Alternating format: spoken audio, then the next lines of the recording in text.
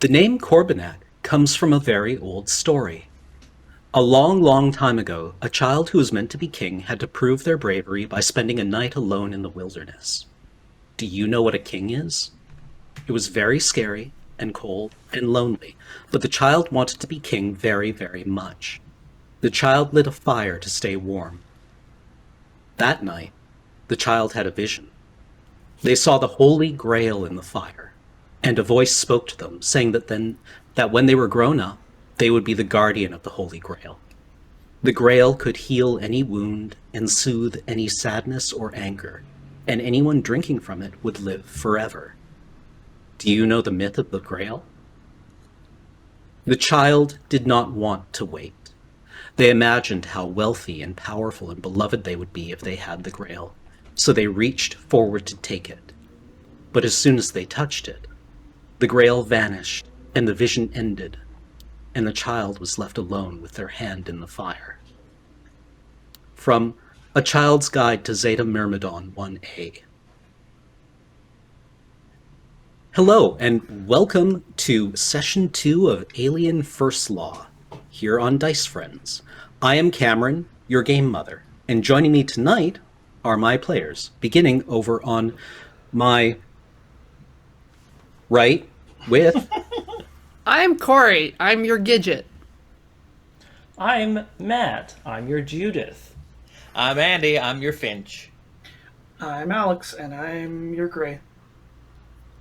So, when we last left our players, i.e. last week, you had kind of a busy day. So far, 2 members of the terraforming team here on the colony world of Corbinec were dead. 3 are missing. And there seems to be some kind of organism on the loose.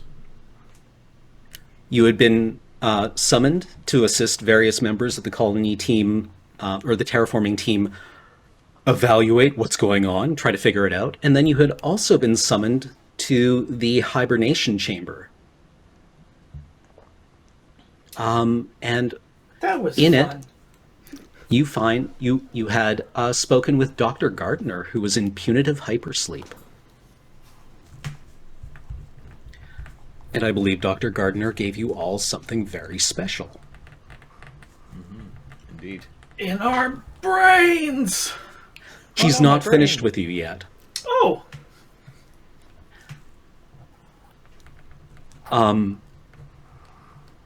Children, I have something else to give you, he says, and his voice emanates from this tinny little speaker in the front of the tube, and it's cheap sounding, right? It's not like the formidable presence that this infamous character from the colony's history would seem to suggest. But as we've seen in the films, there is the capacity for these hypersleep tubes, because people dream in hypersleep, for you to eavesdrop on their dreams. And typically this is just a one-way thing, but apparently not exclusively. And he says, I have a gift for you. And your electronic devices ping, having received a new data, like a new document.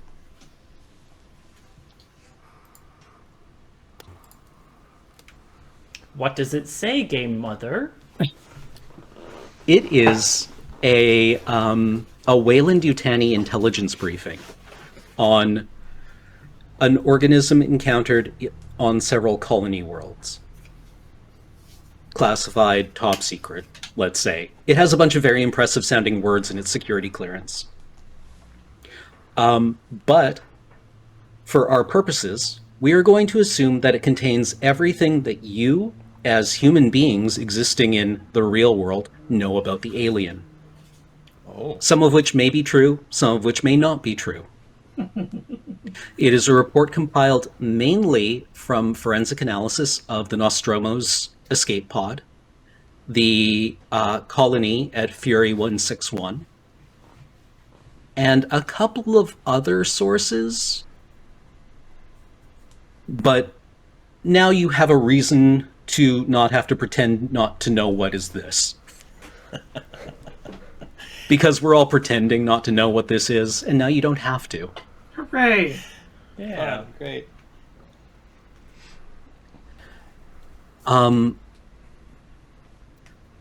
What else?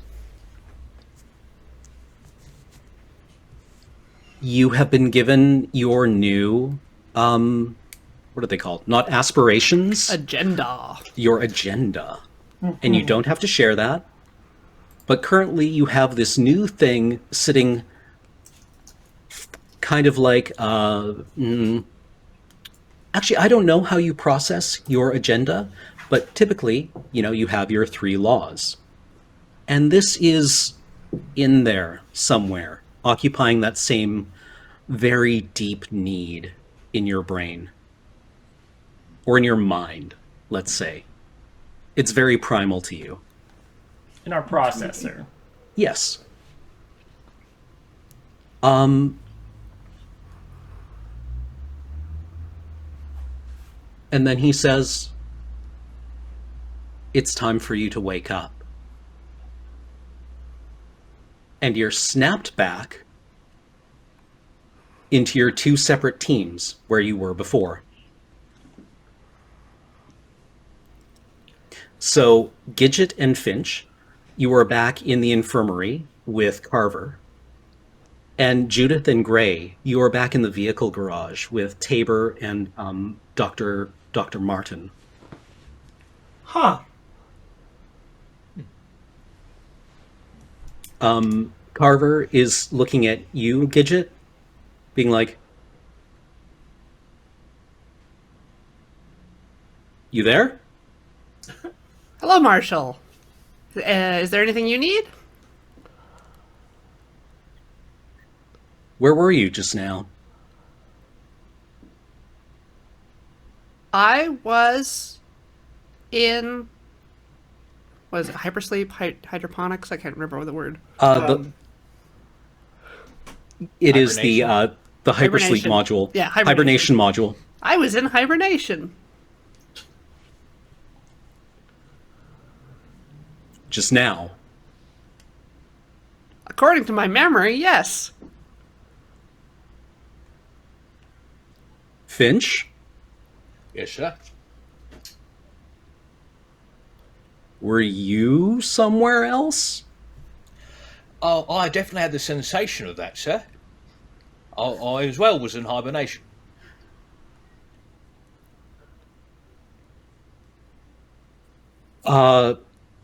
Carver, squares off, and you can definitely see, a weird, well, not a weird, but a very recognizable imperative across his features. He lifts his radio, and he says, Ross, please report to the infirmary. Bring your diagnostic kit. In the vehicle garage. All right. Oh, I'm sorry. I We're have in a question trouble. I have a question for Carver. Go for it. When you brought us here originally, armed and ready for anything, were you expecting something? You seem to be on guard. Nothing in particular, no. Where did the acid hole come from? That's what we're here to find out. Alright, you can go to the other. Okay. I mean, if you want, you could roll manipulation for me, Manipulation. Alright. if you have it. You sort of grab him by the shoulders and turn him side to side. until I've he got, feels like, weird. high empathy, but it's just my Yeah. empathy at this case.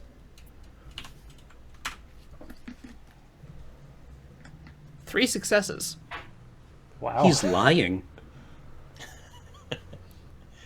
That makes things a little easier.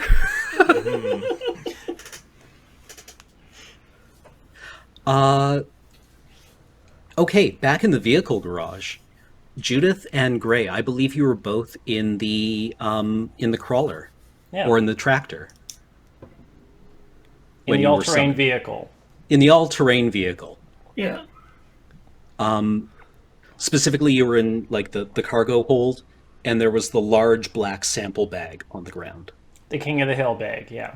Yeah, like just the idealized pseudo trash bag, and it has like a couple of like labels on it indicating a like a grid location and a date and time when it was taken. With that information, Judith is going to make a note in her internal map Okay. about that. Going to keep that in mind. Yeah, same. Okay. We'll There's see. also in the quantity field of the label, there is also a number 3 of 3. We only see one bag, though. Yes. Right. That's less good. Oh boy. Neither Dr. Martin nor Tabor, the vehicle mechanic, seem to have noticed anything unusual going on here. At least with, well, I mean, beyond the obvious, none of them seem to have like actually paid any attention to you two. Okay. They seem pretty absent-minded, honestly. Tabor is very like, Tabor gets paid to do what she does. And if she's not earning shares, she's not on the clock at all. And Respectable, Dr. honestly. Martin is... Respectable, honestly. Yeah. And Dr. Martin does not seem comfortable in this situation. I don't know if either of you have particularly high empathy scores. No. Not No? Judith. Okay. That is not my field of expertise. That is Judith totally doesn't fine. care. Actually, Finch, do you have what is your empathy score? My empathy is 2, but I have a +1 to manipulation because I have my handy-dandy tape recorder. Oh, Makes right. me- yeah. Okay. That kind of like, 2 isn't the worst, but like, you definitely don't read people casually very well. Gidget, what was yours? 6. Yeah. You just see right through people to their timid yeah. beating hearts. Sometimes But you literally. can service. That's what I'm here for. Also, Carver called Ross, who is the among other things, he's also kind of like your service technician.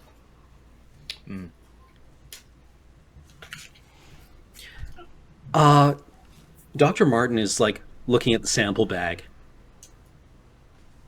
and you have no idea what she's thinking. So is this the sample bag of because there was one inside the vehicle, and then we bagged the face hugger, Yeah, which we can call it. which you know what it is now. Yeah. Since we know what it is, do we know if it was an alive or dead one? It was dead. Okay.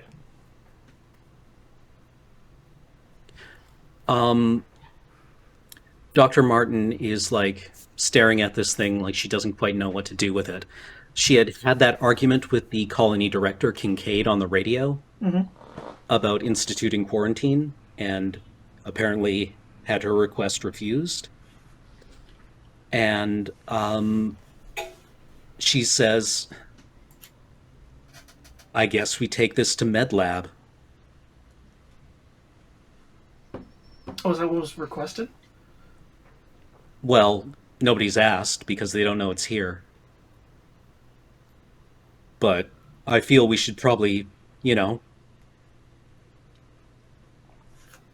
you want to know what that is? Yes, very much so. Let's get ourselves over to Med Lab then with the medical contaminants.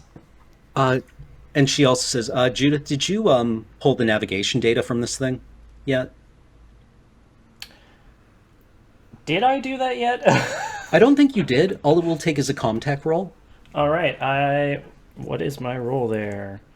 Actually, no, it wouldn't. It wouldn't even. If you have ComTech, I don't even think you need a roll on this. It's just like boop boop boop boop. I have 2 levels in it, and I believe 7 wits, and with rolling, just because I wanted to see how well I did, I would get 1 success, so... High numbers does not mean you're going to succeed, kids. I mean, okay. Well, there's a shot across the bow. Yeah, you're able to dump the navigation data for where this thing has been. And if you want to review that now, you can, or if you want to hang on to it for a while, you can. I think on the way over, I can probably multitask with that, since I have a smart robot brain. Yep, and it's absolutely. literally data, so... I've got a question.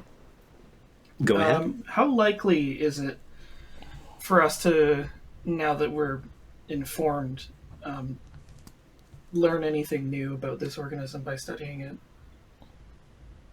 Or can we not guess at that? You can infer. You have the best tools at your disposal right now to learn new things about it. Okay. It seems... a brief is different from an actual, like, living sample, so this is probably reasonable. I'm Yeah. just trying to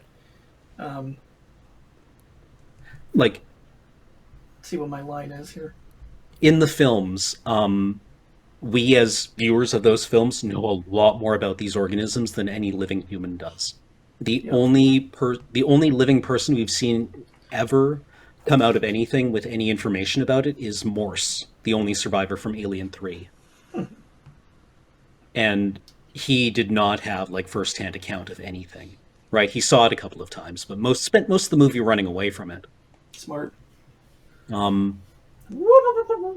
Yeah, because like there was pointedly no evidence of the thing on board the Narcissus, the Nostromo shuttle. I always And thought that was bullshit. yeah, like It's like, we went over it centimeter by centimeter and we found no sign of the organism. Bullshit. yeah. But like also, and the colony, Hadley's Hope, is now just a very like a gentle divot in the surface of that planet. Oh dear. That's why we have regulations. Yes, yeah. So that kind of accident can never happen again. Because it's expensive. All right. So the most dreaded question a GM can ask their players: what now? You were on your way, Judith and Gray. Unless you want to do something else, you were on your way to MedLab, carrying the sample bag because, well, actually, it's quite heavy, as it turns out. If you go to lift it, as Tabor and Martin clearly expect you to, what is your strength? Bad. 3. 3. The two of you can lift it, but it's not easy. Not graceful at all. Yeah. And if you're Clumsy. if you'd rather not, Tabor can go and get like a lift, a dolly for it, basically. Like one of those, the things that you have in warehouses. I think that would be sensible. lift? I don't want to be, like, dropping this. Yeah, that's wise. Like, Tabor says, I'll go and get a lift. Yeah. or even just, like, a furniture dolly. We Get the nicknamed plank it of- Parton. Yeah, the plank of space wood with, 3 good casters and 1 shitty caster. Oh, yeah, so it's spinning the entire time? Yep. Yeah. And it's just, like, slightly not leveled, so it, like, tilts back and forth. And you're Very just like, good. I kind Very of wish good. that I was carrying this now, but not really. Yeah, so Tabor goes and gets it, and you have to maneuver this thing to the back of the cargo bay, and then, like, she raises the lift, and then you move it onto it, and she lowers it down. It's a very dramatic scene that I felt some need to describe in detail. Finch and Gidget, you are in Medbay, or in the infirmary, which also has the colony's med lab facility. I would like to say to Marshall Carville, I said, Marshall, I do like a nice chin wag with Ross, I really do. But I was just thinking, this whatever it is seemed to have burrowed into an interior wall, and whatever did that. I can't think of what could be capable of doing that. But if it can burrow through walls, I think our priority should be to check on our most unstable asset, which I'll hazard to say is the fusion reactor. As a maintenance professional, I think I should go over there and make sure it's all right. That is very good, Finch. That is a mission critical piece of hardware. We should definitely actually. You know what? Roll me manipulation, empathy manipulation. Will do. So I add my skill as well as my attribute. Your stat. Yes. Roll that number of dice and tell me if you roll any sixes, and if so, how many. Will do. And he takes out his his sort of tape recorder that's on that Just little threaten cord. him He with he starts spinning it, sort of whipping it around like a watch and chain, just for the effect. I get no joy kicks from champagne. And no successes on that. No successes. He's Bit yourself broadly in the actually face. sympathetic to the idea anyway, and he's like, as I said earlier, he's like, yeah, that's sensible, Finch. It is a mission critical piece of hardware, and he kind of slips into like the jargon that humans sometimes go into when they are clearly overmatched and need to like cover for it.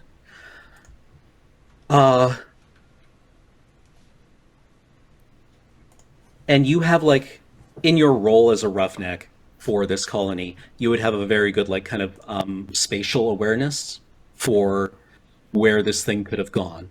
And the ductwork and the subflooring that it got into kind of leads just everywhere in this complex.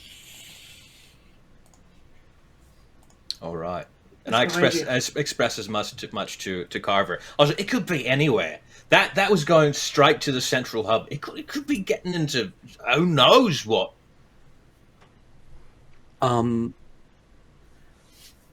This could be bad. You're right. Why do you think it would go for the reactor? It's warm, it's cold in space. I mean, to be honest, sir, I don't know if it's there. It could be, in the bathroom somewhere, drinking out of the toilet for all I know. But I do know that if it does get into the fusion reactor, we're going to be in, a lot of trouble. Again, this thing could burrow through walls, and if it gets into the toilets, it's going to be a bit awkward for people, having their lunch hour time. But if it gets in the fusion reactor, we're all pretty boned, sir. And that's it seems like the worst place it could go. And just to damage control, is that the word I'm looking for? I'd rather not the worst to happen, sir. That is very sensible, Finch. Do you think this could be sabotage of some kind? An external force? Well, sir, in these modern days of corporate espionage and in competition, I wouldn't put it past certain corporations with certain interests to try something like that, sir. He kind of like seems to look at you approvingly. I like the way you think, Finch. Thank you, sir.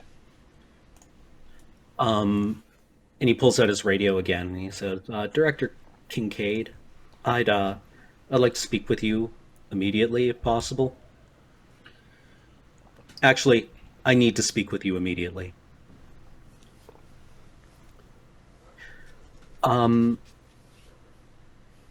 Let's say that this is when Judith and Gray arrive, along with Tabor and Dr. Martin. Special delivery. Hello, Finch. Hello, Kitchet. Hello, Gray, Judith. Oh, excellent. Great. I have a sample that you might want to examine. It's in the fridge. We have a sample as well. What a coincidence. We have one in this bag. So you've entered the lab. I think the bodies are still here. I think the hole is still in the floor.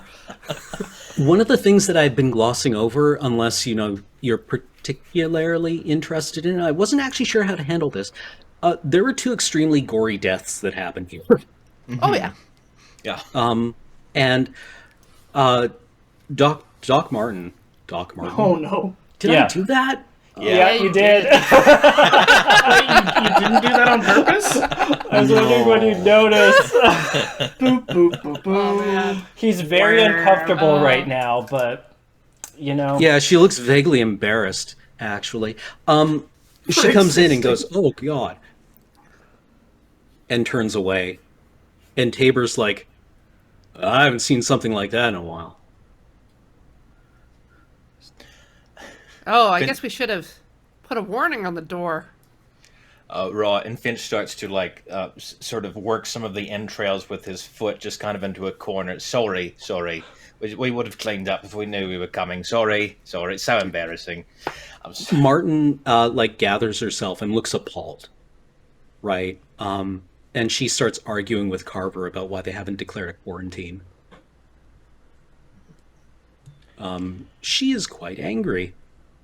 Wow, while she's doing that, I'm going to get myself an eye full of this scene as well.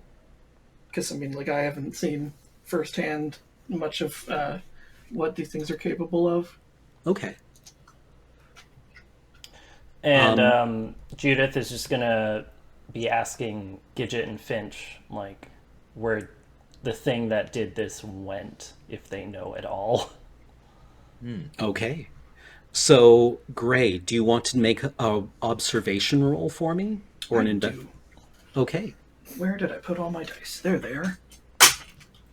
And Gidget, Judith, and Finch, if you want to exchange information, I don't know if you want to roleplay that out or if you just want to take it as read. You were all would here you last week. Judith, I would need your insight on the series of events that led to this particular disaster.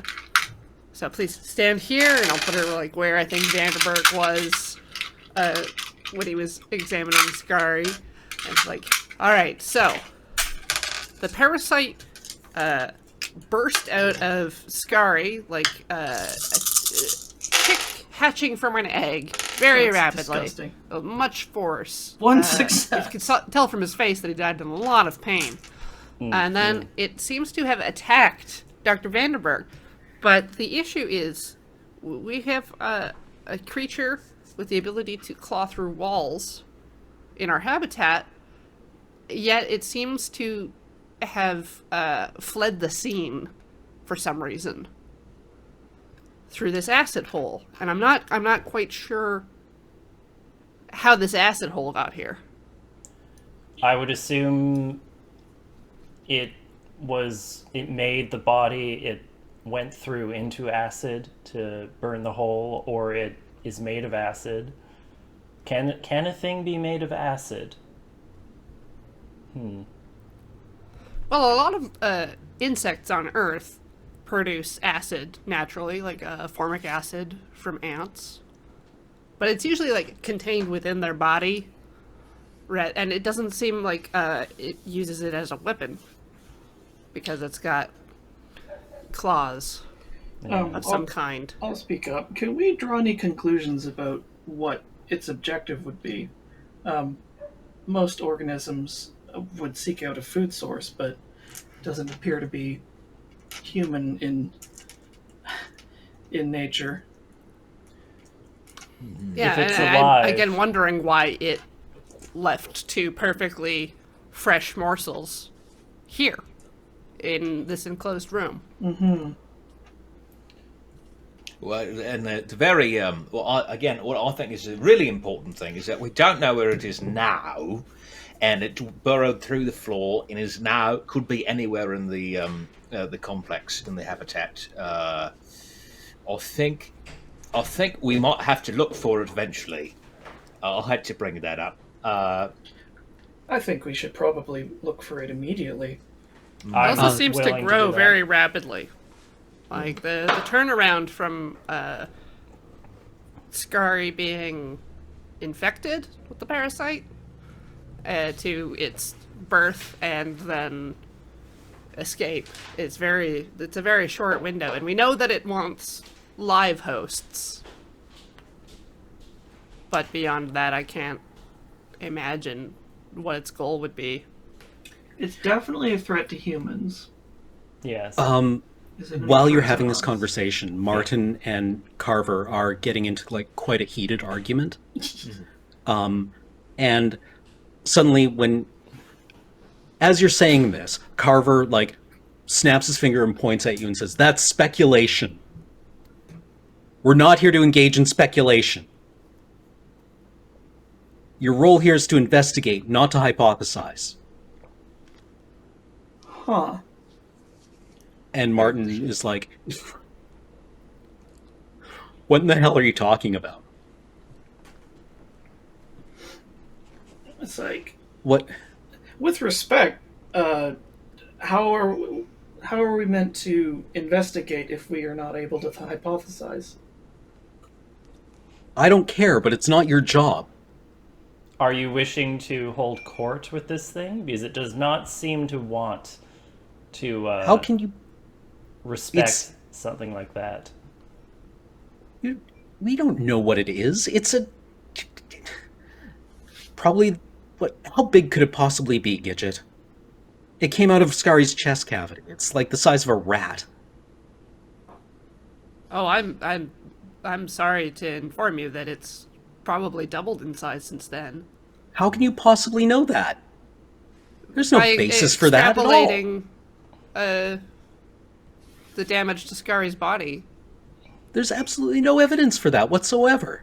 If you come over here and we'll check Scari's cavities, like, so see here how the organs are atrophied. Like, clearly it was using Scari as a food source for its development. You can't know that. There's no evidence for that whatsoever. Can't share this around with anybody. And Judith will just point pointedly at the trash bag and like gesture like it is larger than the hole in the corpse. What is in here? What is in wonder. here? What is that? Carver, demands. And More unexplained organisms. it was in the crawler, Martin Yeah. says. Well, then let's examine. We're not under quarantine, so no reason to hold back. Yeah, no reason whatsoever. Can't imagine any reason why we wouldn't just crack this open right here, Martin says. And Tabor's rip like it in the open. back being like, can I go? I was kind of, should I lock the door behind me? And, Actually, I feel like what does Tabor do normally around here? she's a vehicle mechanic. I kind of feel like because I broached the topic in the first place, getting a search going is going to be important. Like if it, we don't all have to be involved in that. Having a look at this thing is going to be worthwhile, but I think getting some flashlights and so forth and having a peek around to see if we can find some signs is probably best not delayed. Yes. And once we get a look at what this thing looks like, we'll know what to look for. And then we can go hunting. It's ridiculous. We don't have the manpower, Carver says. The longer you wait, the less manpower you'll have. What's that supposed to mean? Gestures broadly at corpses. Yes, because they sprayed all around, you see. We can't take people off of their jobs right now. We have less than 10 days to pull this place make this place ready for inspection, or they're going to shut it down. With respect. And Martin says, "Dear God, is that why we haven't quarantined it yet?" Because of inspection? That doesn't make any sense.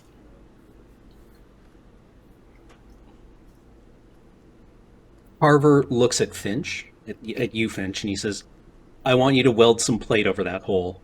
Right, you are, sir. Tabor, And, help him. and I get one of those metal gurneys, and because I have a strength of 8, so I'm just going to pull off the legs, if you'll allow me to do that, and Yeah, 8? I yeah. going You to just tink, tink, tink, Yeah, tink. tink, Oh, tink. yeah. So that is just like this metal tabletop, and I'm going to strap it down and what could I use to weld this on here? Just his eye lasers. Yeah, like Tabor's just like, oh, I forget you can do that.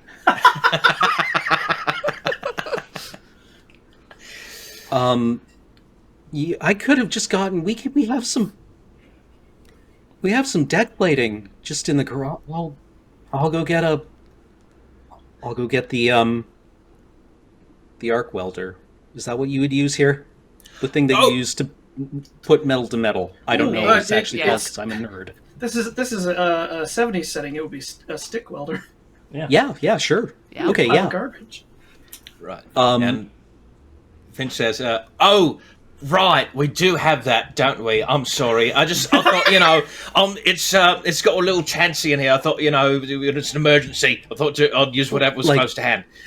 Basically, all of the humans in the room are like. When you do that, like you just lift up the gurney and are like ting ting ting ting, and like unfold it. Yeah. So it's too big, right? So I guess I don't know. Do you just like Just karate chop half of it off. like it's a sheet of paper, right? Just fold it in half twice and then You do that thing where you bite the corner and then like Yeah, peel it apart. that's why they call it sheet metal. Oh my You can god! rip it like a sheet. yeah. Joking aside, yes, you can totally like disassemble this piece of equipment into just like a piece of like sheet steel to put over top of it. And Tabor's like, I'll be back in 10 minutes, 15 minutes, 20 minutes. I'll join Tabor if there's no objections to that. All right. And as you're doing that, Ross shows up, who's your technician, right? The synthetic technician. Among other things, he's kind of like an IT guy. And for my purposes, I don't know why, but I imagine him being played by Leland Orser. Ooh. Because this is a science fiction horror setting, so you have to have somebody played by Leland Orser and somebody played by, why did I forget his name? Wormtongue. Oh. Well, I'm glad you had a casting, because otherwise it would have been Ross from Friends. Up here. I was deliberately trying to avoid that. Dang, that's a face. Brad Dourif. I don't know who Brad Dourif is going to play in this yet, but definitely somebody. Kincaid? Maybe. Oh, that would be too villainous. Just 2 on the nose. Maybe Gardner is played by Brad Dourif. Yeah, or like a corpse we find somewhere. Who knows? Yeah. Good character actors. So he shows up with like this diagnostic kit, which is just like this fold-out tool kit in like orange plastic, and looks through the window because the infirmary has like a big window, and there's just like a spray of blood on it, and he's like, "Ah!" Look. He knocks on the window, and he's like, "I'm not coming in there. Okay. You have to come out here." Well, fair enough. And Finch gets up and he sort of stamps on the metal plate to sort of dent it into the floor a little bit, so it'll he can't weld it right away. So that should Was like he's friction- Yeah. like he's folding aluminum foil around a bowl. Yeah. Just sort. Yeah, There yeah. we go. Good enough for now. Good enough for now. The draft is fixed. Yeah. And exits. Budge that in right. Yeah. Yeah. That's Carver and Martin are just like, Like the don't paint like made it. good. They seem to be made uncomfortable by this. Can't imagine why. All right. So, Gray, you said you were going to follow Tabor back to the garage. I guess to the machine shop would be where she's going. Yeah. Like, I think I'm gonna discuss how we might start looking for this thing with Tabor. Okay.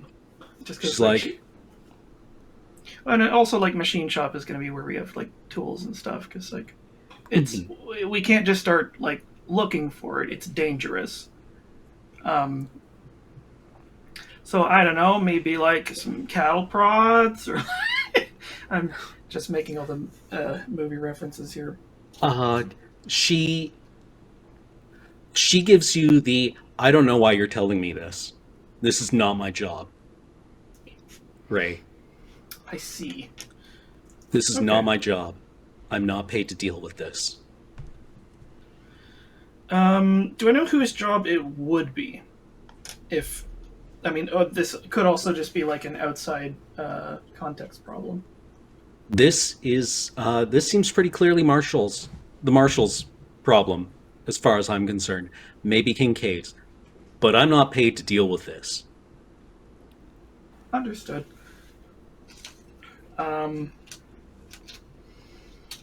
Where is Kincaid right now? Kincaid is probably in his office, unless you're asking her that. Oh no, I was just thinking to myself. Sorry. Oh yeah, Kincaid is like in his office.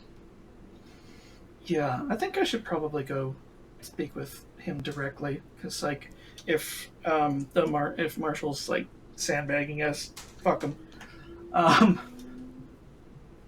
Okay. Yeah, I'll head to the office. Okay. The Gidget and Finch.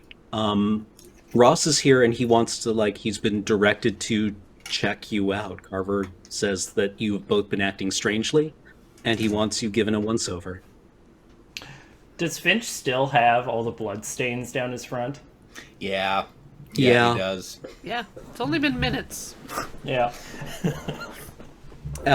So I guess we come out to the hallway, we leave the infirmary, medical lab. Ross is like kind of he's got that friendly nervousness energy to him. And he's like, Treat us so like people. actually he does. Oh, nice. So how's it going? Who does he start with? Finch. He'll start with Finch. What's the deal, Finch? What am I looking for here? Oh, well, that's an interesting situation we've got here, Mr. Ross. It seems we have some sort of organic intruder, and things aren't going so well. It's made a bit of a mess, and he takes the same spleen off of himself that he disposed of last time, and disposes it in a trash can for real this time. It's made a bit of a mess. Things are not going very well, and quite frankly, I don't think Marshall Carver is in a good state of mind. I think Out of curiosity, does he see you pull like some innards out of your clothing and throw them in the garbage? I bet he does. One additional stress dice for his contact roll. Oh boy. And, Oh boy. Yeah. He attaches a couple of electrodes to your head as he's like listening to you, and he's like, well, I don't know. I think probably Marshall Carver knows better than anyone what to do here. Why? What do you think is going wrong here? Goodbye. Bad die anyway. He rolls one success. And he attaches electrodes to you and takes out his little, like, portable computer, which is the size of, like, a briefcase with a tiny little screen that he flips up. Mm-hmm. And he asks you a series of, like, diagnostic questions. The entire process takes about 10 minutes. He asks you how your memory's been, if you've experienced anything that you would qualify as unusual. He has you go through a series of, it's not a Voight-Kampff test, but it has kind of like a similar feel to it, where he asks you to, like, repeat certain things and list off, like, or repeat lists of words that both test your memory and your, like, vocoder.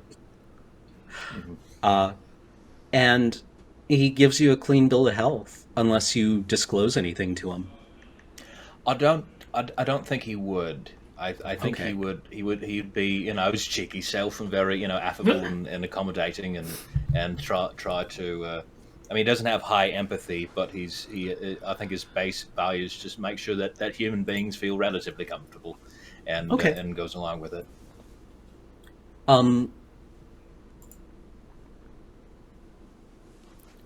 That doesn't upset you at all. He doesn't explicitly ask you about... Marshall Carver has not given him the specific thing he's looking for, and Ross has not asked. Perfect. So Excellent. he gives you a clean bill of health. You are not forced to disclose anything to him. Hooray! Gidget, your turn. Hello, Ross. How are you doing? Been sleeping well lately? Oh, stress. But we're all stressed out, right, Gidget? You asked earlier if he treated you like people. Yeah. He doesn't. He treats you more like pets, actually. Okay. Who's a good Gidget? Yeah, kind of, honestly. Like, you've seen him interact with human beings, and his voice is pitched up when he's dealing with you. That's so demeaning. A little, but, like, yeah. He's just, like, very, like, friendly and bright with you. Sorry for the siren. Oh, no problem. Again, he attaches electrodes to you and asks you a series of questions. Yeah, just like followed Marshall Carver down here to the infirmary. Later went to hibernation. When we got back, Carver called you and a bunch of other people, and things have been going. It's not the usual issues we come across out here. Like, normally when I'm called, it's like someone has dislocated a shoulder or something, not just a full massacre. Yeah, it is. So, something in him begins to, like, in his demeanor changes.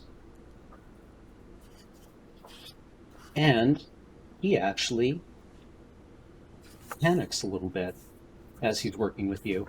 Huh. Let me just find the table. It's the best table in the book.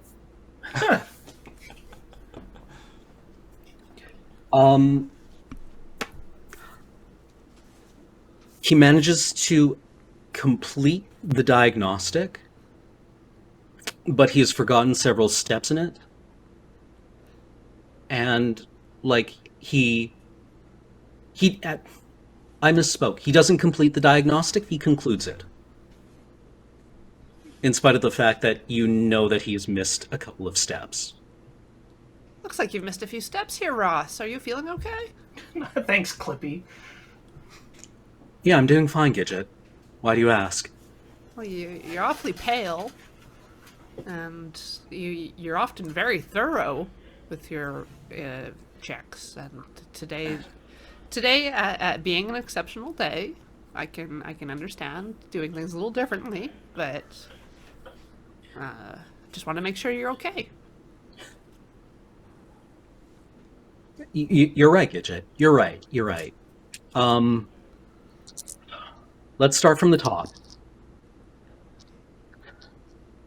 Repeat after me.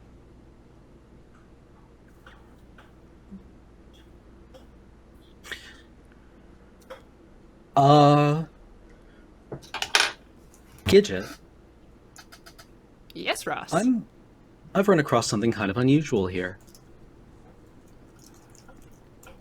Tell me about your afternoon. And he, starts asking very pointed questions about, why did Carver call me here again? I don't know.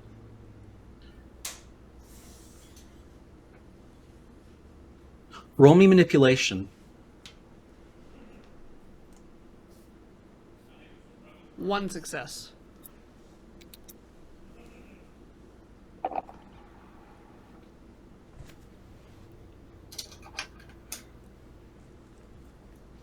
Okay. Okay. That's fine. All right, Gidget, you're good to go. Sorry that took so long. Not a problem at all. Thank you, Ross. Gidget, why did you ask me about my sleeping patterns? You mentioned you were stressed lately. A healthy sleep cycle is very important to maintaining a stressful lifestyle, such as being in space. Roll me manipulation again. 3 successes.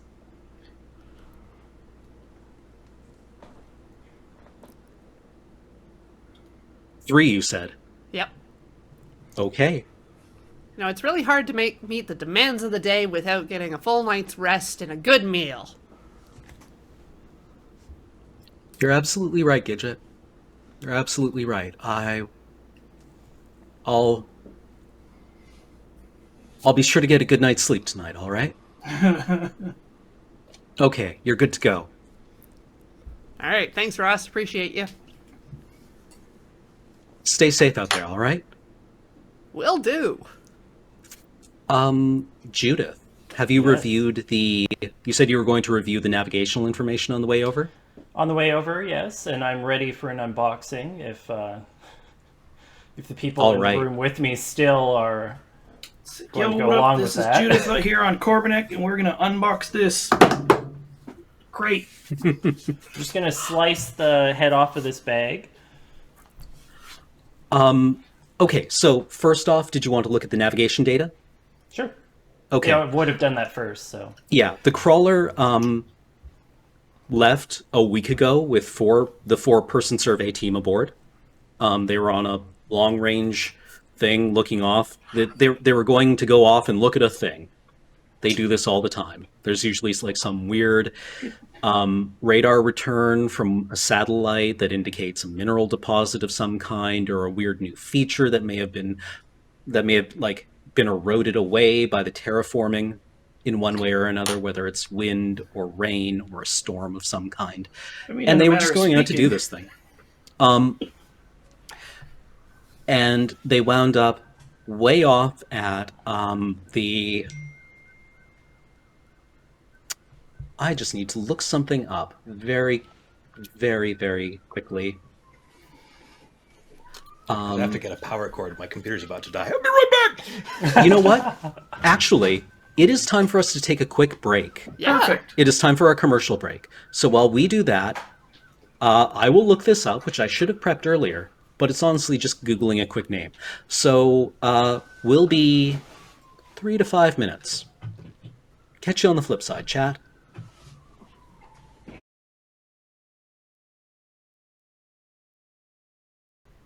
Hello and welcome back to Alien First Law. This is episode 2, and we are playing a game. We're about to rip open a sack alien. Yeah. Crack open and a cold one with the boys. Okay, are you actually going to open the sample bag? Yes. Okay. Yeah, it's still on the lift, or it's still on the what is it? The pallet lift, Yeah. the jack, whatever. The thing. It's got a handle at the top, and you can lower it, and then it A lifts the lift other part. table. Yes, let's do that. Um, so it's this black, like heavy bag with like it's made out of like some kind of like waxed synthetic fabric. And it has like just this enormous zipper on the front. Who wants to crack her open? If none of you volunteer, Dr. Martin will do it. Oh, Oh, Judith I is was going to going. ask how many humans there are in the room because I want to be like, okay, please step back. Please just give us a little bit of room. I understand that we're not under quarantine. I don't think the parasite travels over air, so there's very little risk. But we also don't know what kind of gases are being given off by the sample. It At the very travels least, it via might be air, in a putrid matter and of nasty. speaking. Okay. Carver's like, be my guest. And Martin actually very sensibly runs and gets some personal protective equipment.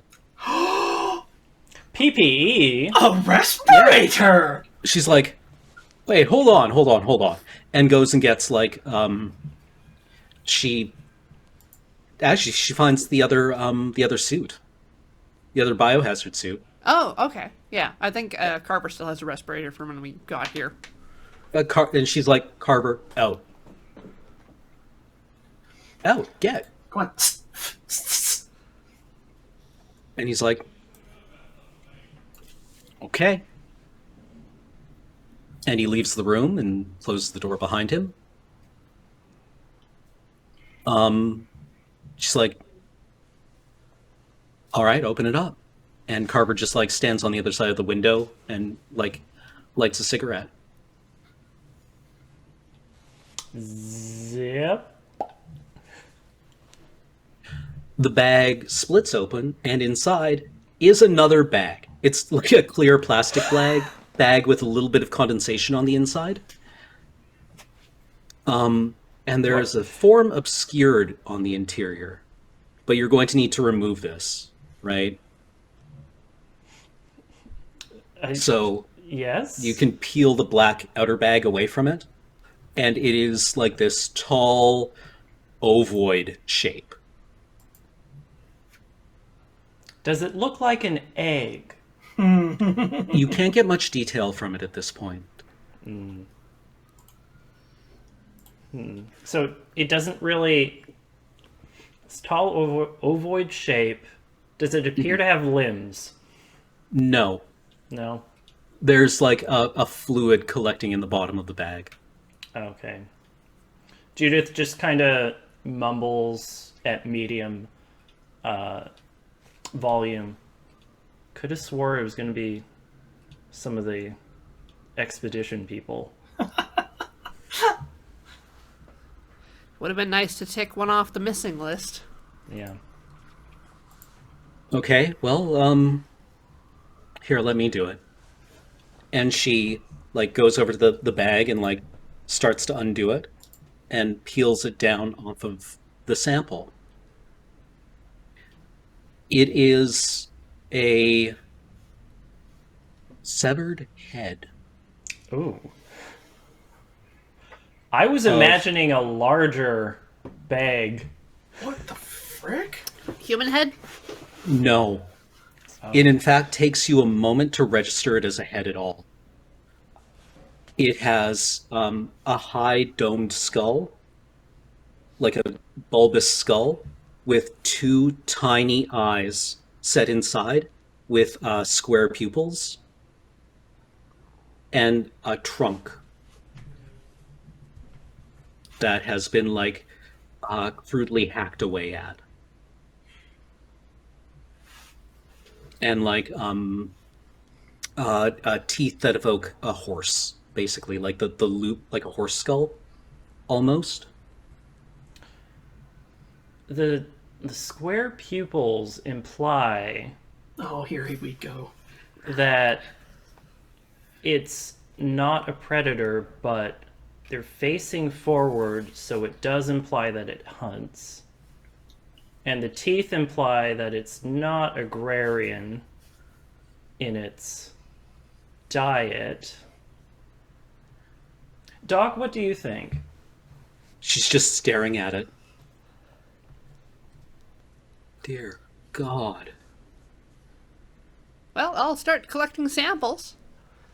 Let's see. I think one of these vials, and we get a little dropper and sample some of the goo from the bag. There's a And we- banging on the window. What is that? What is that? What is that? Dead? Where did that come from? The scout crew brought it back as a sample. Carver has this expression on his face like he's like, what is the question that's going to get her to give me the answer that I'm looking for? Do you want the coordinates? Yeah, give me the map reference. Where did they go? Where did they go? And Judith just gives that.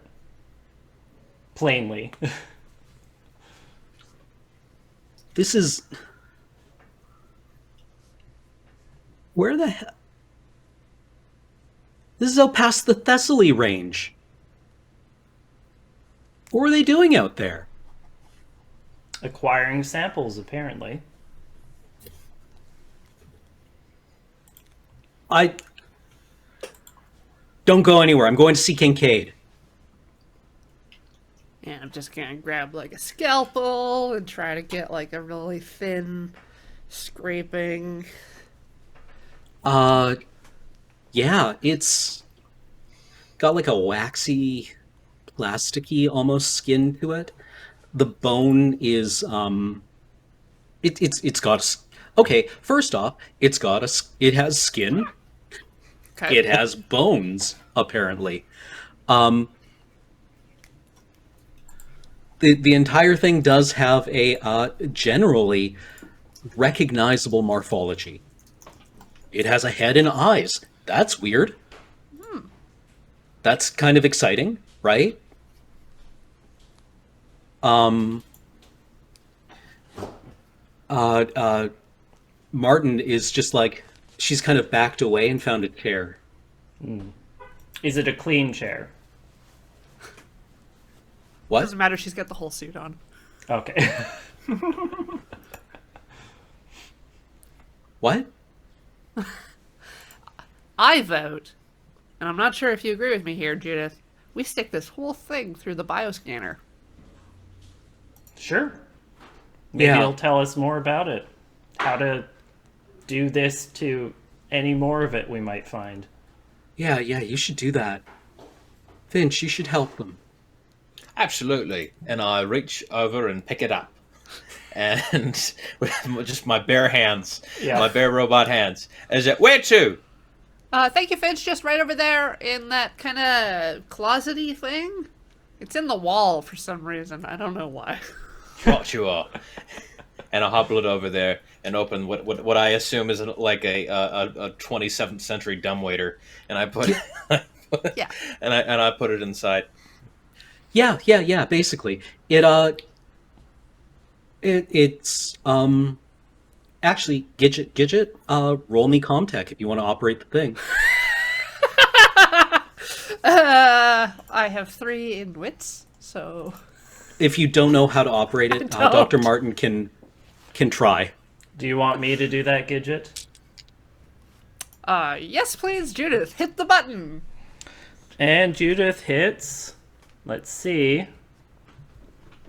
at least one correct button. Okay. A couple of like paddles flip up and like rotate around it as it takes like X-rays and mass spectrometry readings and like all kinds of the like good spectroscopic data from it.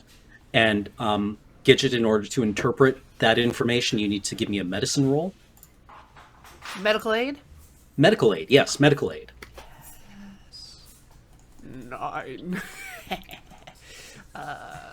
10. 1, 2, 3. 1, 2, 3. 1, 2. Roll. Yeah, like there's probably like an MRI. 1 success. One success. Same roll as me. The scanner is telling you your patient is dead. Hate to break it to you, team, It's dead. Shucks. It had a very hard time finding any kind of like parameterization, but it actually recognized it as a living thing at one point and decided it was dead. So that's actually not a complete, like, it didn't completely brick. It was Yeah, like, so we know this isn't a rock, this isn't some facsimile or like medical model made out of wax. yeah. It also it smells metallic, kind of maybe a little acrid as well. It isn't putrefying the way a human body would be. Yeah. Gray, you are with Tabor in the machine shop.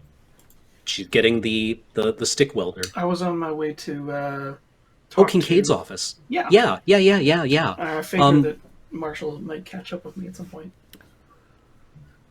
Yeah, actually, you arrive at Kincaid's office probably shortly before Marshall Carver does. Yep. And Kincaid's personal assistant, whose name is, we'll say this is Lawson.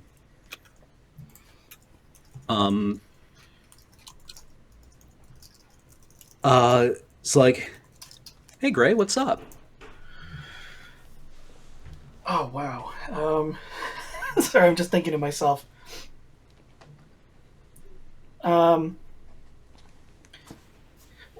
We have a bit of an unfolding situation that I wish to bring Kincaid up to speed on.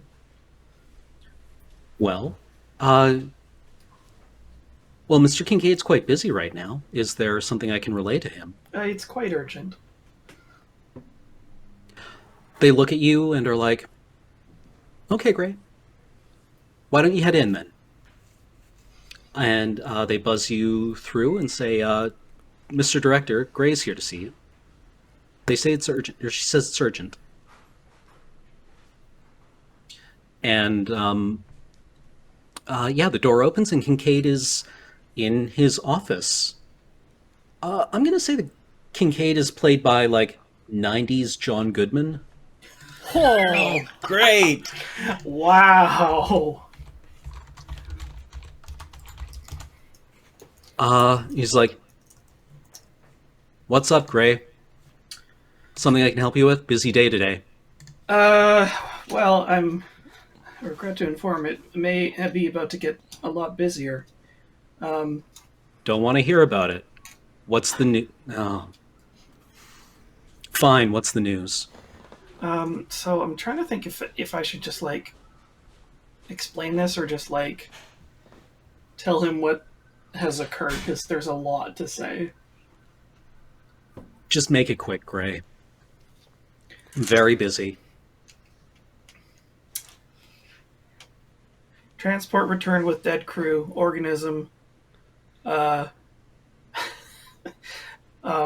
parasite, several deaths, some kind of life form is on the loose somewhere within the facility.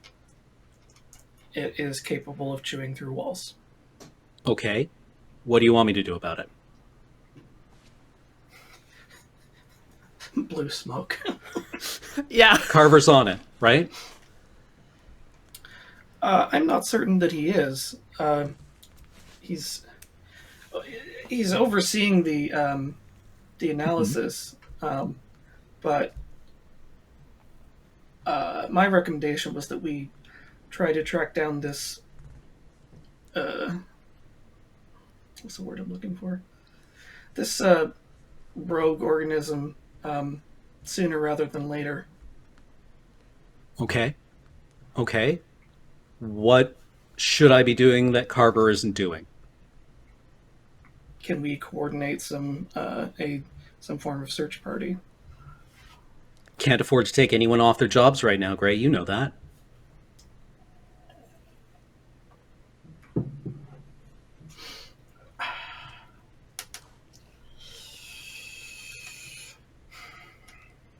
And he, like, looks at you, like he gives you one of these, like, Can I make a manipulate roll to like impress upon him? absolutely. Yeah, let's so that's gonna be, this is not gonna go well. But well, it's worth a shot. Nope. Not gonna Okay. do it. Since these are opposed, let's say that he also has to make a manipulate roll as you try to argue with him. He has stress dice. I wonder why. Ooh. And an ulcer. Yeah. He just bleh.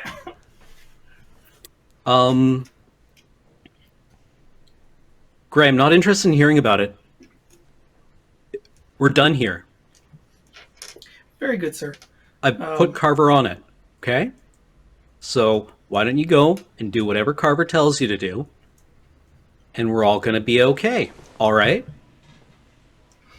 I understand your position. Good. Get back to work. That's when Carver shows up. Ah, speak of the devil. I, what are you Are- doing are- here? Are androids capable of sarcasm? Absolutely.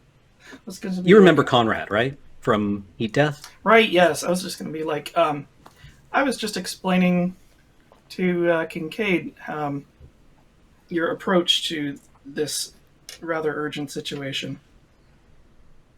It's so good of you to join us.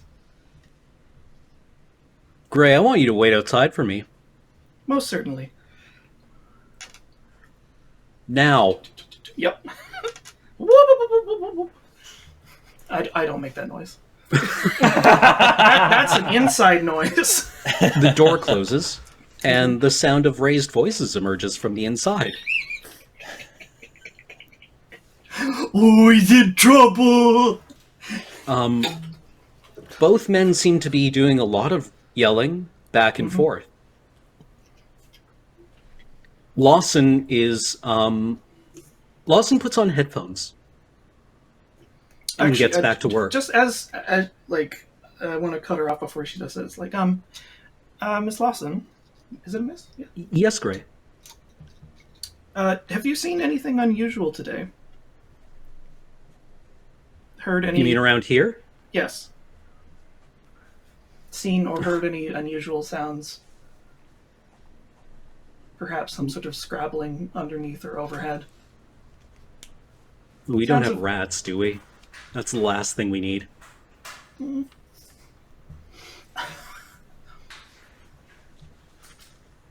She does. Yeah?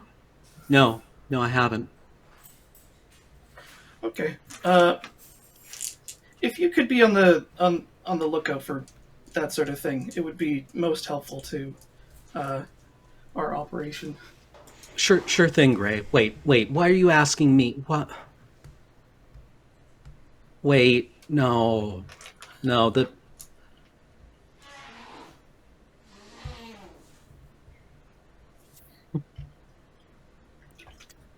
Oh,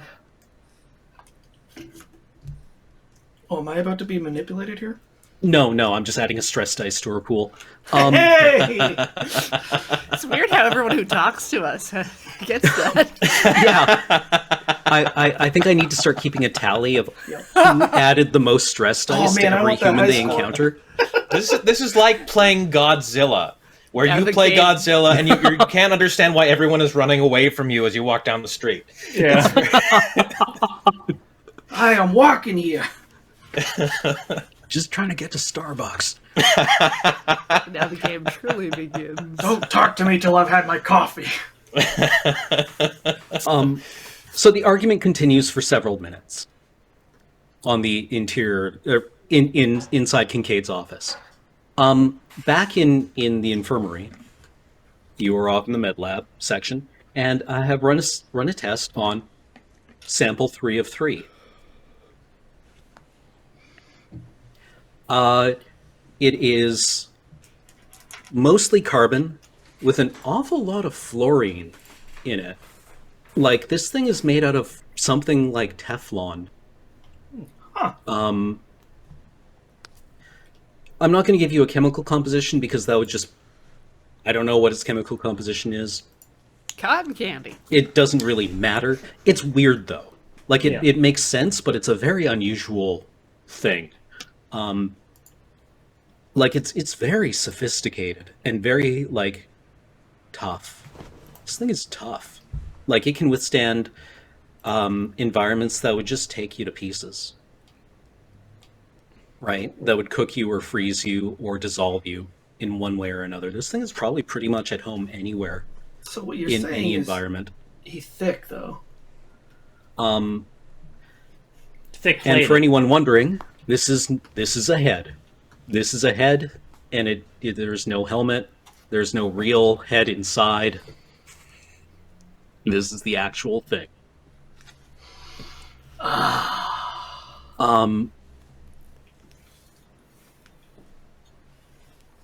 Martin is just like, okay. She's just sitting in the corner repeating, okay. Okay. Uh-huh. And, like, very slowly, she, like, gets back to her feet and comes over and starts looking over your shoulder. And it's like she finds the thread that she can pull on to pull herself above water with a little bit of work. And she starts to, like, this is not her specialty. This is nobody's specialty. If this is your specialty, you don't get a job, basically. Like, exobiology was very, very big 100 years ago. And then there were no exobiologicals to study. So people stopped studying it. And now the only people who do don't get jobs. But she is an atmospheric chemist and has, like, you know, she read a few papers back in undergrad. Nothing crazy, mind you, but, you know, she experimented a little.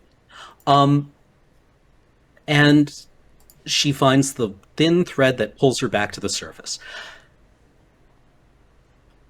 And, yeah, she can start directing you, Gidget, if you want to keep working on this, or she can work solo on it. Oh, I would love to help. Okay.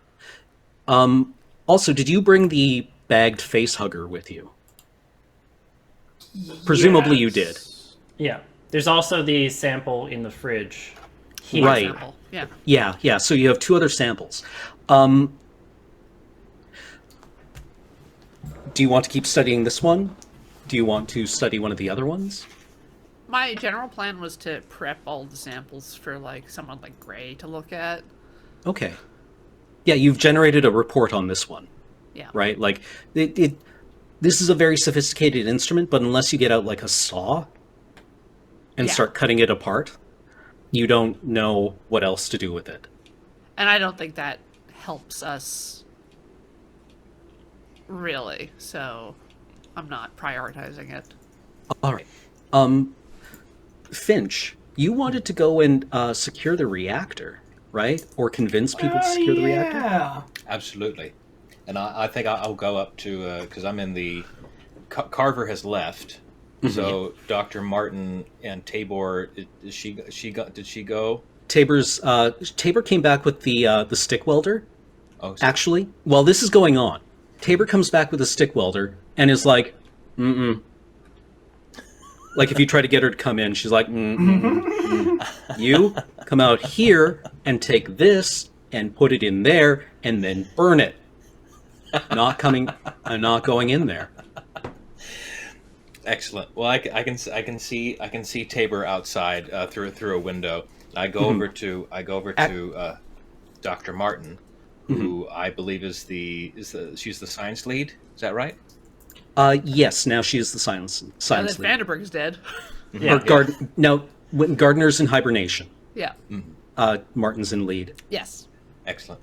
And I go over to Dr. Martin. I said, Dr. Martin, nice shoes, by the way. Dr. I'll say. Okay, fine. I deserve that. Yeah. All right. No, it's all right. Someone had to make the joke. I go over and I say, I understand this must be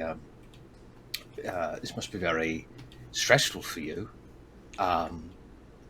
and I know this is important, but what is also important is the condition of the atmospheric process. I know it's been down lately. It's been and my main concern with this little pest problem we've been having is how it could possibly affect the fusion reactor. And I was just wondering if I could have your permission to go and take a look on it, just in case one of our little scurrying friends has tampered with it in some way. I don't know why they would. But just in case, you know. Yeah, no, that sounds great, Finch. Why don't you go and do that? Thank you.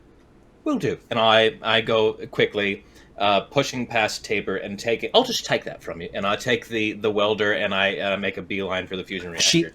When you go outside, she holds it out and puts it down and backs away. Don't even. Excellent. Well, then I pick it up. I pick it up like a fumbled football, then, and just keep going. And Judith would like to also accompany Finch, I guess, at a quick jog at this point. Okay.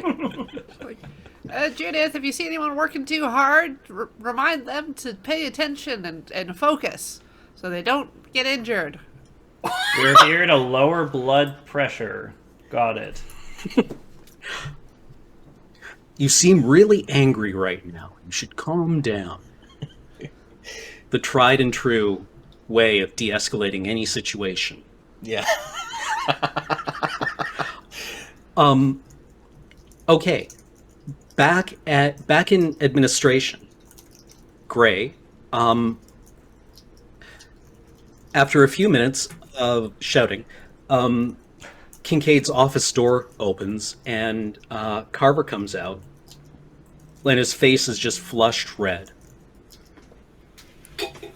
And he's like, "You come with me. We need to talk." Oh, certainly. And he just starts trying to tear a strip off of you for going over his head. And he's like, "The next time you go around my back, I will snap you back to the factory so hard, you're gonna think you're a can opener." He's so angry he can't even formulate words. The way I'm viewing this interaction is he has a rage meter, and I'm just patiently letting it Yeah, you're just backing away as as it bleeds off. You're just letting him off gas. I'm just nodding very slightly. It's just I am hearing the words you are saying. And when he's done, he's like, "Okay, we need to go and secure the reactor. All right? Understood. That's priority number 1. Nothing can hurt the reactor." Would I know that Finch has already... I mean, he expressed interest in that. It's He got shot down when he said it in front of Carver. Right. It's actually, Carver gets on his radio, and he calls Finch. And he's like, and Finch picks up the communicator. Hello? "Yeah, Finch, meet us at reactor ops." 10-4, sir. Click. Already on my way. Oh, It's good, Finch. It's good. Okay. He likes you. Right? He saw you fold that sheet metal, and he's absolutely standing behind this one. Right? Excellent. And so Judith, Finch, and Gray are all heading for the reactor ops room. Gidget, you're in med lab. Yep. Still? Yep. Okay. Do you want to run tests on the other samples? Oh, yes. Okay. What one next? Facehugger. if it's Okay. Yeah, like Martin just kind of like dropped the bag on the counter like it was a lunch, here. right? Like just, thump. And like you can see in the sample bag where the tail is like slipped off the counter. It's just so floppy spread. Yeah, it's very floppy. It's very floppy. So yeah, I guess, yeah, you can put it into the scanner if you like. Yeah. I think I Okay. can lift the head out myself. That's fine. Yeah. My strength is a measly 4. Better You know, than there me. might even be like, considering that people are supposed to go into this, and maybe unconscious people. Let's say that there's like a lift system for it, Yeah. right? And it like auto cleans as That would well. be nice. Okay, so yeah, like there's a way to get like people in and out of this, and it can totally deal with this severed head. Sweet. So the face hugger goes in, and Martin runs the scanner on it. And she's like,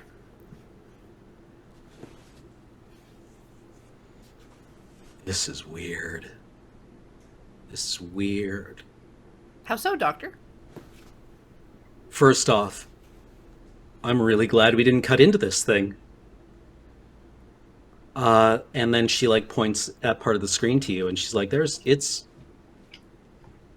full of hydrofluoric acid." Oh, good. It's made out of Teflon. God. This is a really nasty piece of work. What? And like, she, the head was a head, right? And she's Yeah. like, well, I mean, like, it's clearly a head. I don't know what you want me to do about it. But, like, this thing is nothing. This is not a head. A head is something that she could grapple onto and be like, okay, I get this. This has no analog. Right? It has like this long, like what you know is the ovipositor, Yeah. which is like semi-porous and appears to be able to synthesize gases. It can absorb gases from the outside or exclude them. It is tremendously strong, and it seems to be capable of like a lot of like burst energy, right? It's basically like all fast twitch muscle. Do you see any connection between the head and the sample? They're chemically similar. They're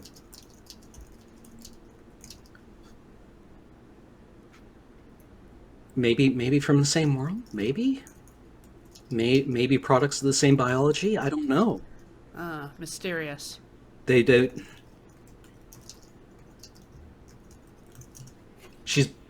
She's clearly baffled by it.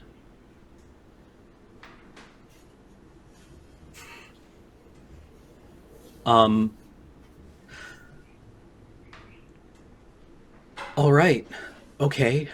We need to get this into some kind of like dangerous storage or hazardous storage, and like pulls one of the glass sample tubes Oh, yeah.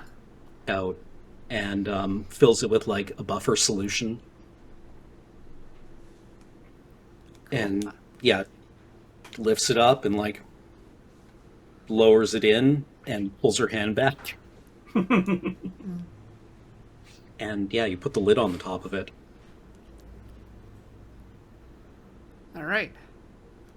Next sample. I want the glove thing that Finch found. Okay. Again, Martin runs the scanner on it, and it is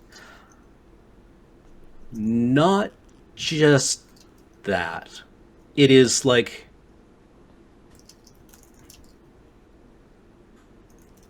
she's like, this is human biology, or it's closer to human biology. But not identical? it's I don't know. It's a sac of some kind, like you would find around a cyst or an embryo. It has Placenta? like an amniotic sac, maybe. It has. It looks like it might have been. Is this part of? No, this isn't part of Scary. This is made out of Scary. It's part of. It was. These structures would have been wired into a circulatory system. Really? Gross. And you're already learning stuff that outstrips anything that was in that briefing. Oh, good. Yeah. Like, you are... That briefing was short. It didn't have a lot of, like, known knowns in it. It had a lot of, like, things that they pointedly didn't know, which is at least a good starting point because it's asking questions. But, like... What is their life cycle? Question mark. Where did they come from? Question mark. What are they made of? Dunno. So, you know, it was mainly behaviors that they knew. But, like, anything beyond that, like, no idea.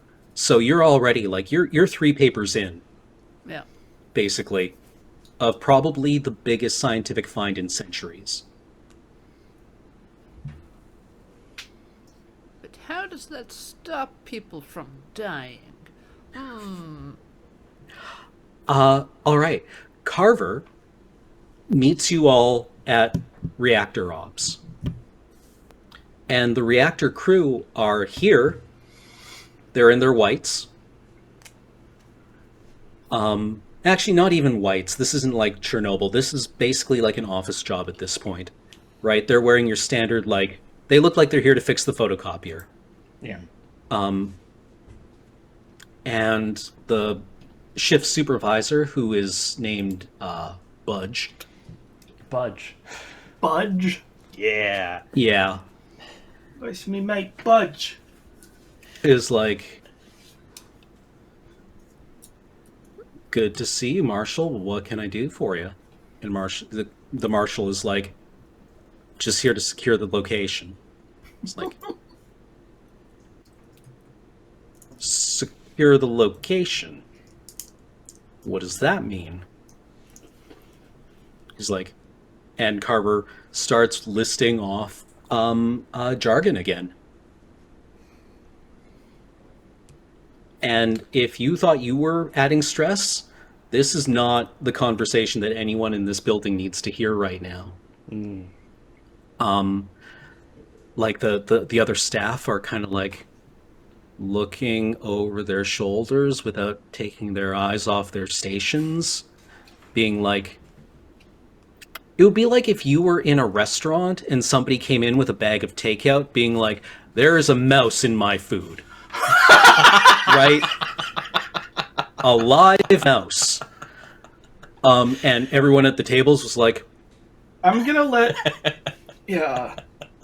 I'm gonna let him do whatever the fuck he thinks he's doing, and I'm gonna snipe everybody with a disarming smile. That's what I can add to the situation. It's like... And I'm gonna, like, begin scoping the place out, like we said we were going to, when we entered the room. Okay. So you're just like checking under counters, desks, and things. Oh, yeah. And, like, Real pushing people nonchalant. out of the way, too. Like, you don't look like you're here to steal stuff, for sure, right? Yeah, and like, one of them looks over at Finch and gives you the once over, and looks at your chest. Oh, shh.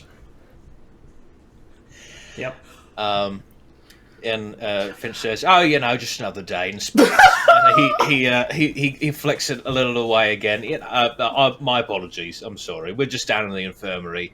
And it was well. It was. I'll tell you what. It was. I'm not going to lie to you. It was bad. There are some people that don't have all of them inside of them anymore. I just kind of want And to do like a walk past Finch, just being like, I was not aware humans were capable of exploding in that manner. Yes, we're learning new things today, and nothing to worry about. Nothing to. I mean, I can't say it's worth worrying about, but we are here, and we are here to make sure everything is fine. And he's looking because he knows he will have a better understanding of what the essential things in this reactor are, and he's taking in as much information as possible. And he says, "I'll say they're." And looks down at this this poor person's name tag, if they have name tags or identification. Raymond. Is it? I'll say Raymond. How's everything going here today? Is the ship shape and all that? Yeah, it's going fine, Finch. Should we be here?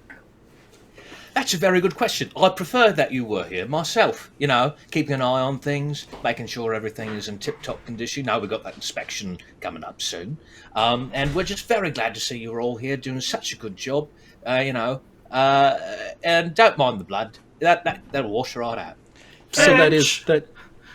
Do you think it would be capable of moving underfoot or overhead more effectively? Ooh. Well, it depends where it got into. I mean, it was boring through the subfloor, but it could have gone up into the air vents.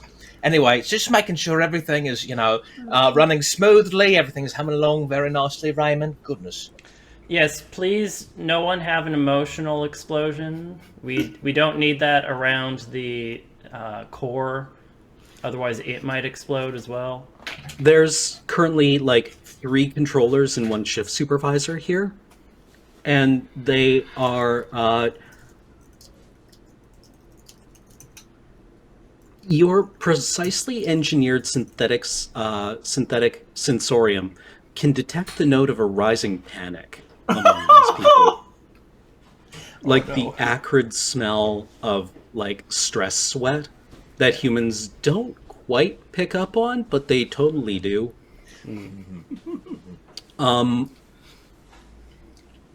And they're kind of like looking at each other. And Budge, the shift supervisor, is like off to the side talking with Carver and is like,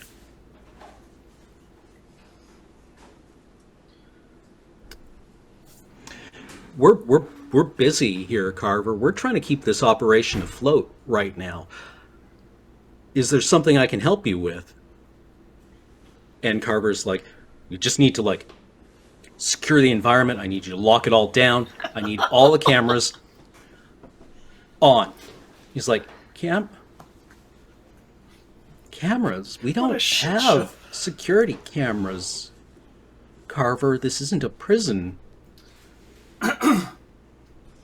We have thermometers. That's what you mean. In several key locations. We don't have security cameras. You should know that. And Carver is like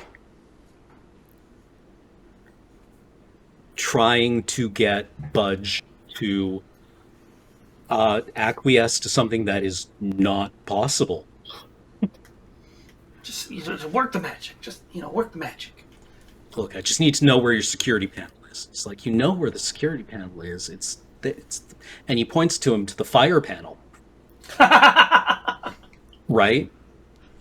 Like, that's what we got, Carver.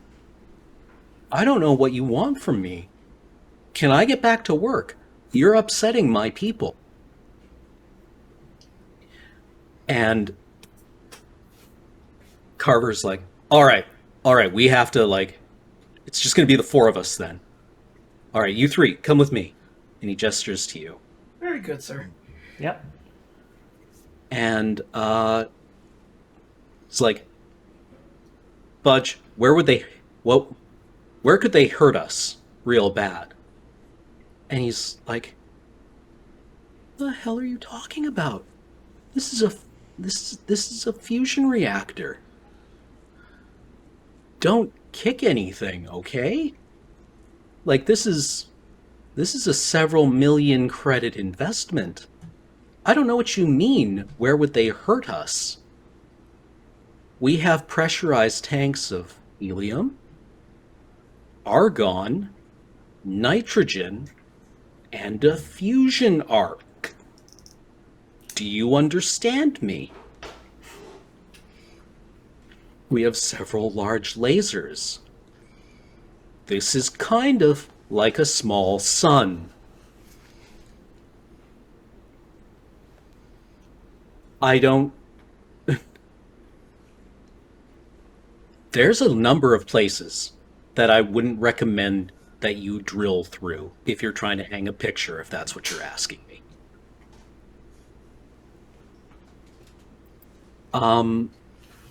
And so Carver is like, all right, Finch, I need you to come up with a plan here. You know this place better than anyone here, right?